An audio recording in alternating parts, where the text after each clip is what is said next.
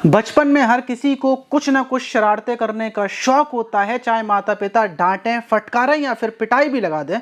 लेकिन बच्चे वो काम ज़रूर करते हैं जिसमें उसको खुशी मिलती है। लेकिन अगर मैं आपसे ये कहूँ कि कोई 8 साल का बच्चा क्या किसी की हत्या कर सकता है, क्या उसको हत्या करने में खुशी मिलेगी, तो आप यकीनन यही बोलेंगे कि क्या मैं कैसी पागलों वाली बातें कर रहा हूँ, ऐसा भला कोई बच्चा कैसे कर सकता है, आज तक तो हमने ऐसा नहीं देखा है।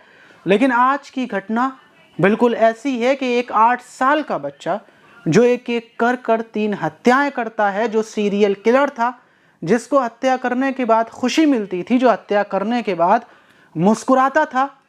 लेकिन जब ये कांड बाहर निकल कर आता है तो पूरी देश ही नहीं बल्कि पूरी दुनिया हिल जाती है। ये घटना कहीं और की नहीं बल्कि हमारे इंडिया की है। यकीनन आप भी चौंक जाएंगे। तो चलते हैं और जानते हैं पूरी घटना। वीडियो को जरा सा भी स्किप। आप देख रहे हैं क्राइम न्यूज़ और मेरा नाम माज है। तो घटना बिहार के पटना से 126 किलोमीटर दूर बेगूसराय ज़िला है, वहाँ पर एक गांव है जिसका नाम मुसहरी है। और उसी गांव में एक मजदूर की फैमिली में एक बच्चा पैदा होता है 1998 में। वहीं घर में खुशियों का माहौल था, पड़ोस में ही चाचा रहते थे, तो पूरा परिवार खुश था क्योंकि उनकी फैमिली में एक इकलौता बच्चा पैदा हुआ था, वो भी लड़का, और लड़के का नाम रखा जाता है अमरदीप। वहीं जब अमरदीप 2 साल का हो जाता है तो वो ना ही किसी से बोलता था, ना किसी से बातचीत करता था। तो सारे लोगों का यही कहना था कि जब ये अमरदीप बड़ा हो जाएगा तो ये बहुत ज़्यादा इंटेलिजेंट होगा, पढ़ाई लिखाई में बहुत ज़्यादा तेज़ होगा और बड़े होकर ये कुछ ना कुछ बनेगा, नाम रोशन करेगा। क्योंकि बड़े बूढ़े यही बोला करते थे अमरदीप को देखकर। वहीं अमरदीप 7.5 साल का हो जाता और एक दिन जब अमरदीप अपने घर के बाहर खेल रहा था और पड़ोस में ही उसके चाचा रहते थे, तो उनका एक लड़का था जिसकी उम्र लगभग 6 महीने की थी और वो घर के बाहर चारपाई पर ही लेटा हुआ था और वो रो रहा था। रोने की आवाज़ सुनकर अमरदीप का ध्यान उस बच्चे की तरफ जाता है, लेकिन जब वो देखता है कि उसकी माँ कुछ काम में लगी हुई है और वो बच्चे के पास जाकर बैठ जाता है। कुछ ही देर के बाद जब उसकी चाची बाहर की तरफ आती हैं तो वो देखती हैं कि उनका जो 6 महीने का बच्चा है वो वहाँ से गायब है। वो फ़ौरन परेशान हो जाती हैं और वो घर में इधर उधर जाकर देखती हैं तो घर के पीछे की तरफ जो प्लॉट था वहीं पर उनका बच्चा मरा हुआ पड़ा था। और देखकर ही लग रहा था कि उसको किसी पत्थर से उसके सर को, उसके मुंह को कुचला गया है, उसको पूरे तरीके से मारा गया है। घर के लोग हैरान थे। वहीं चाचा और अमरदीप के पिता भी आ जाते हैं। सारे लोग परेशान थे, गांव के लोग इकट्ठे हो जाते हैं। लेकिन कुछ ही देर के बाद जब फैमिली वाले अमरदीप को देखते हैं तो उसके हाथ पैर खून से सन रहे थे और सारे लोग समझ जाते हैं कि जो बच्चा चाचा का मरा है, जिसकी हत्या की है, उसकी हत्या में अमरदीप का कुछ ना कुछ हाथ ज़रूर है। लेकिन जब अमरदीप से पूछताछ की जाती है तो अमरदीप बस थोड़ा सा मुस्कुरा देता है और फैमिली वाले ज़्यादा इस बात से कुछ उठाते नहीं हैं। फ़ौरन घर का मैटर था इसलिए इस बात को दबा दिया जाता है। लेकिन गांव में चर्चा का माहौल बन जाता है कि एक 6 महीने के बच्चे की हत्या कर दी। और इस बात को लगभग 7 महीने गुजर जाते हैं और 7 महीने के बाद जब अमरदीप के घर में ही अमरदीप की छोटी बहन, जिसकी उम्र लगभग 7 महीने की थी, वो वहीं पर लेटी हुई थी। लेकिन जब फैमिली वाले लोग आते हैं और देखते हैं कि उनकी बच्ची जो वहाँ पर वहीं पर लेटी हुई थी, वो ज़मीन पर पड़ी थी, वो खून से तरबतर थी और उसकी हत्या भी बिल्कुल वैसे ही की थी जैसे चाचा के बच्चे की थी। और सारे लोग फ़ौरन समझ जाते हैं कि ये हत्या करने वाला कोई और नहीं बल्कि अमरदीप है।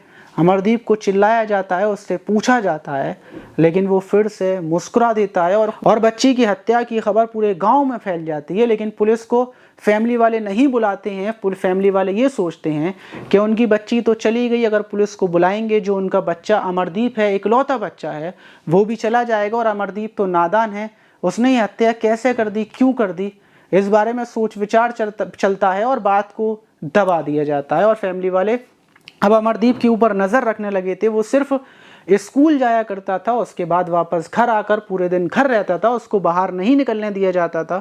सब कुछ ऐसा ही चल रहा था। लगभग इस बात को पूरा 1 साल गुजर जाता है।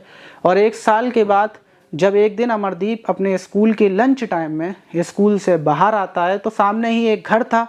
वहीं पर एक बच्ची थी जिसकी उम्र लगभग 9 महीने की थी, जिसका नाम खुशबू था। उसकी माँ कुछ काम से, जब बच्ची सो जाती है तो कुछ काम से अंदर की तरफ चली जाती हैं। बच्ची के पास अमरदीप बैठा हुआ था। वो यही सोचती हैं कोई दिक्कत की बात नहीं है, मैं अभी लौट कर आती हूँ।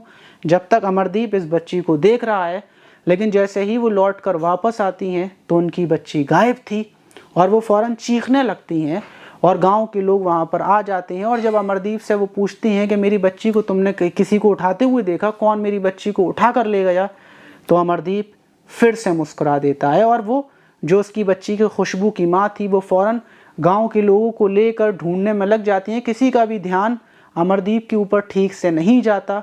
वहीं जब पूरे गांव में ढूंढ लिया जाता है, पुलिस भी गांव में आ जाती है, सारे लोग ढूंढते ढूंढते थक जाते हैं। तो जो खुशबू की माँ थी वो पुलिस से बोलती है कि अमरदीप को ज़रूर कुछ ना कुछ पता है, क्योंकि जिस टाइम पर मैं बच्ची को छोड़ कर गई थी वहाँ पर अमरदीप बैठा हुआ था। और पुलिस अपनी मन की तसल्ली के लिए अमरदीप को उसके माता पिता के साथ थाने बुलाती है और अमरदीप से जब पूछताछ की जाती है कि जो वहाँ पर खुशबू इनकी बच्ची सो रही थी उसको कोई उठा कर ले गया, तुमने ले जाते हुए किसी को देखा है, तो अमरदीप फिर से मुस्कुराता है और पुलिस से बोलता है कि अगर आप मुझे बिस्किट खिलाएंगे तो मैं आपको ज़रूर बता दूंगा कि इनकी बच्ची कहाँ पर है।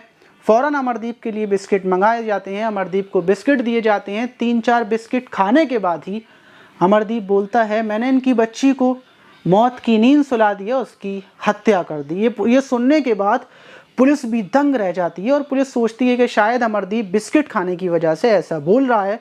लेकिन पुलिस फिर से अपने मन की तसल्ली के लिए अमरदीप से बोलती है कि अच्छा ठीक है, तुमने सुलाया है, उसकी हत्या की है तो कहाँ की है हमें बताओ, हमें लेकर चलो। तो फिर से अमरदीप मुस्कुराता है और बोलता है कि वो तो मैं तब जाऊँगा, आप थोड़े से और बिस्किट मंगाएं, मुझे बिस्किट तो खिलाएं पहले। तो फिर पुलिस उसके लिए बहुत सारे बिस्किट मंगा देती है। अमरदीप को पेट भरकर बिस्किट खिला दिए जाते हैं और वो फिर वहाँ से उठता है और गांव की तरफ जाता है। अमरदीप को जब पुलिस के साथ आता हुआ देखते हैं और साथ में ही खुशबू की माँ थी तो पूरे गांव की भीड़ पीछे पीछे चल रही थी, अमरदीप आगे चल रहा था। और स्कूल के ही पास अमरदीप एक झाड़ियों में जाकर झाड़ियों को जैसे ही हटाता है तो सामने ही खुशबू की लाश पड़ी हुई थी और लाश जो हत्या उसकी की गई थी वो भी सेम वैसे ही की गई थी जैसे कुछ महीनों पहले उन 2 बच्चों की हुई थी। गांव वालों को वो कांड याद था, गांव वाले भी घबराए हुए थे, गांव वालों को यकीन था कि ये हत्यारा भी वही होगा जो अमरदीप की छोटी बहन की हत्या की थी और उससे पहले उसके चाचा की लड़के की। तो इसीलिए गांव वाले बोलते हैं ये हत्या सेम, पुलिस से बोलते हैं कि हत्या वैसे ही हुई है जिससे पहले 2 हत्याएं हुई थी। पुलिस जब पूछती है कि 2 हत्याएं कब हुई थी, कैसे हुई थी, तो पूरा खुलासा हो जाता है और अमरदीप वहीं पर खड़े होकर बोलता है कि ये हत्या भी मैंने की है, इससे पहले 2 हत्याएं जो मैंने की थी अपनी सगी छोटी बहन की और अपने चाचा के लड़के की, वो भी मैंने ही की थी। सारे लोग दंग रह जाते हैं, पुलिस हैरान हो जाती है। फ़ौरन अमरदीप को गाड़ी में बिठाकर थाने ले जाया जाता है। पूरे गांव में चर्चा का माहौल बन जाता है। ये खबर जब मीडिया में जाती है तो पूरा देश ही नहीं बल्कि पूरे दुनिया में खलबली मच जाती है, क्योंकि आज से पहले किसी ने भी इतना छोटा साइको किलर नहीं देखा था। लेकिन वहीं पुलिस मनोवैज्ञानिक इंटेलिजेंट की पूरी टीम को बुलाती है। अलग अलग लोग अमरदीप से पूछताछ करते हैं कि आखिर इस लड़के के अंदर ऐसा क्या है, इसने हत्याएं क्यों की। अमरदीप से अलग अलग तरीके से पुलिस पूछताछ करती है कि तुमने हत्या क्यों की, तुमने ऐसा क्यों किया। तो अमरदीप बताता है कि उसको नहीं पता कि हत्या क्या होती है, मारना क्या होता है। बस उसको इतना पता है कि जब भी वो किसी को मारता है, जो एक खपड़ा होता है जिससे गांव में छतें बनाई जाती हैं, इतना बड़ा होता है, पत्थर का होता है, उसी से अमरदीप हत्या करता था। तो वो बताता है कि जब भी वो उस खपड़े से किसी को मारता है तो उसको बहुत ज़्यादा सुकून मिलता है। जब भी वो किसी को मौत की नींद सुलाता है तो उसको सुकून मिलता है, खुशी मिलती है। और जब लोग तड़पते हैं, रोते हैं, तो उसके दिल को ठंडक मिलती है। वो ऐसा इसीलिए करता है और आगे भी वो ऐसा ही करता रहेगा। लेकिन उसको ये नहीं पता, जब पुलिस लोगों को ये बताती है, पुलिस यही बताती है कि अमरदीप को ये नहीं पता कि हत्या करना जुर्म होता है, ये गुनाह होता है। बस अमरदीप को इतना पता है कि ये करने से उसको खुशी मिलती है। वहीं पुलिस भी परेशान थी कि आखिर 8 साल के बच्चे के ऊपर कौन सा केस लगाएं, कौन सी जेल में डालें। इसलिए ये बात सरकार तक पहुंचाई जाती है और सरकार बोलती है कि अमरदीप को हम खुला हुआ नहीं छोड़ सकते हैं, अमरदीप को अपने पास रखा जाएगा, उसकी शिक्षा और उसकी आने वाली ज़िंदगी के लिए उसको बड़ा किया जाएगा, क्योंकि अमरदीप को लोगों के बीच में रखना ख़तरनाक साबित हो सकता है, क्योंकि ये साइको किलर है। पहले हम इसको अपने पास रखेंगे और जब हमें लगेगा कि ये बिल्कुल ठीक हो गया है तो हम इसको आज़ाद कर देंगे। और वहाँ की सरकार 2015 में अमरदीप को आज़ाद कर देती है। फ़िलहाल में अमरदीप आज़ाद है, लेकिन ये बात ना ही अमरदीप की फैमिली को पता है, ना ही दुनिया में किसी और को पता है, क्योंकि इन सारी सूचनाओं को गुप्त रखा गया है। और पुलिस को भी पता है कि अमरदीप क्या कर रहा है, कहाँ जा रहा है। पुलिस की निगरानी में अमरदीप हमेशा रहता है। आप ऐसे साइको किलर के बारे में क्या बोलना चाहेंगे कि आपने आज से पहले ऐसी कोई घटना सुनी थी, बताइएगा। और आपको बचपन में कौन सी शरारत करना अच्छा लगता था वो भी बताइएगा। वैसे बचपन में हर किसी की अपनी अपनी शरारतें होती हैं। आपका बचपन कैसा था? कि आपको बचपन के दिन याद आते हैं, या फिर आपका मन करता है कि आप दोबारा से बचपन में चले जाएं? अपनी जो पसंद है वो ज़रूर बताइएगा। आप देख रहे थे क्राइम न्यूज़ और मेरा नाम था माज। तो मिलते हैं किसी और वीडियो में, जब तक के लिए अपना आप ख्याल रखिएगा। अब हम थोड़ा सा आराम कर लेते हैं।